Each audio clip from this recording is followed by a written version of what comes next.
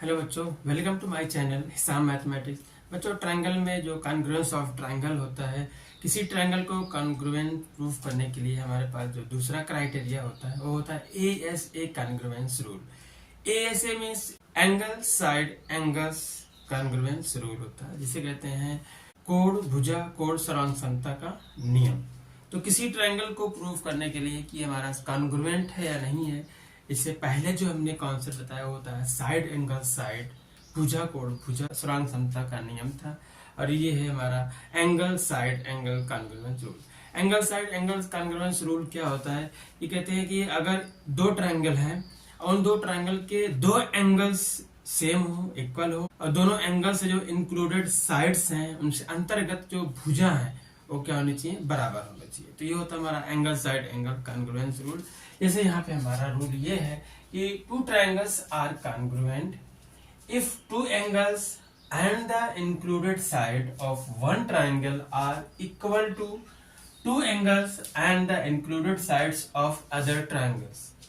कहते हैं दो त्रिभुज सर्वांगसम होते हैं यदि एक त्रिभुज के दो कोण और उनकी अंतर्गत भुजा दूसरे त्रिभुज के दो कोणों और उनकी अंतर्गत भुजा के बराबर हो।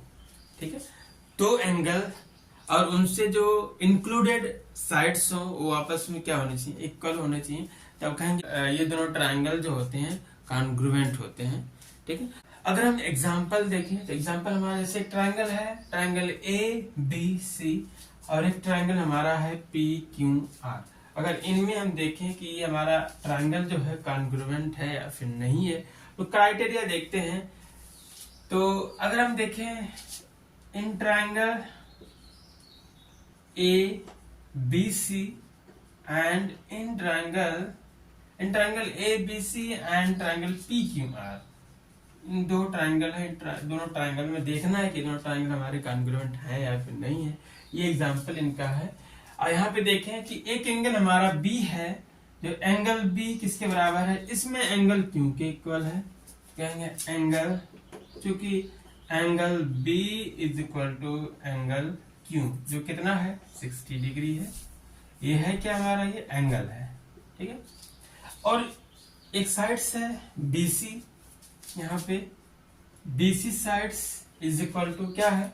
इनमें QR साइड्स के इक्वल है। QR जो कितना है? 4 सेंटीमीटर है, जो क्या है? साइड है। इसके बाद अगर हम देखें तीसरा जो हमारा पार्ट होता है, ये एंगल, इसके करस्पॉन्डिंग एंगल R है। एंगल C जो है वो angle C is equal to angle R के बराबर है, जो 45 डिग्री है, और इसे कहते हैं हम क्या? एंगल। तो ये जो एंगल होगा आपस में इनके इक्वल होगा, और ये जो साइड्स है ये इस साइड से इक्वल। तो ये करस्पॉन्डिंग एंगल्स जो है आपस में बराबर हैं, दो angle, angle B is equal to angle Q, angle C is equal to angle R, and जो इनसे इंक्लूडेड साइड्स है, ये दो एंगल है, एक एंगल ये और एक एंगल ये। इनसे जो इंक्लूडेड साइड कौन सी है? ये BC है। और यहाँ पे देखें तो यहाँ पे एक एंगल Q, एंगल R, और इनसे इंक्लूडेड, इनसे अंतर्गत जो भुजा है कौन सी है? 4 सेंटीमीटर QR। इन दोनों में क्या है? दोनों आपस में इक्वल है। तो यहाँ पे देख रहे हैं हमारा कौन सा क्राइटेरिया यूज होगा? Angle side angle, angle side angle. तो by angle side angle congruence rule, कहेंगे by angle side angle congruence rule,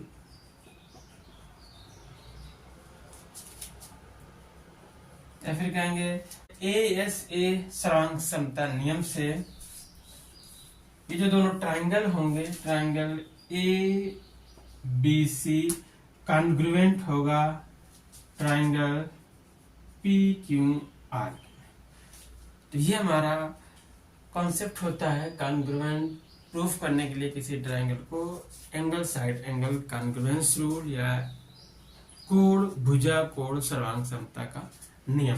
तो इस तरीके से आप अगर दो एंगल इक्वल हो और उनसे इंक्लूडेड साइड भी इक्वल हो, तो यहाँ पर एंगल साइड एंगल कॉन्ग्रुएंट जो रूल होता है वो लग के दोनों ट्रायंगल क्या हो जाएंगे? कॉन्ग्रुएंस हो जाएंगे। तो ये दोनों ट्रायंगल क्या है? कॉन्ग्रुएंस है।